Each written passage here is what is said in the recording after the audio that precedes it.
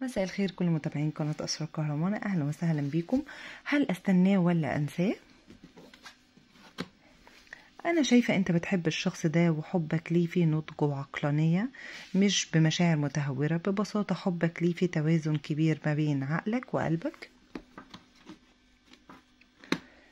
شايفة كمان أنت شايف الشخص ده عنده مواهب متعددة، وشايف كمان أنه شخص ذكي وبيعرف يخرج من أي مشكلة بعقلانية وبحكمة.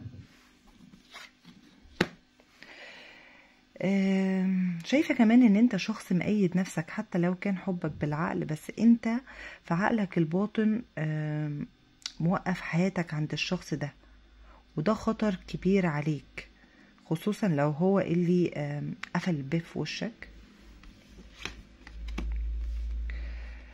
شايفة كمان الشخص ده اختار الشخص ده مع الأسف اختار عيلته او طرف تالت، واشوف انه سعيد معاهم. وشايفة انك مش حاسس بالحب اللي انت كنت مستنيه، او مش حاسس بتبادل المشاعر اللي انت كنت مستنيها من الطرف ده.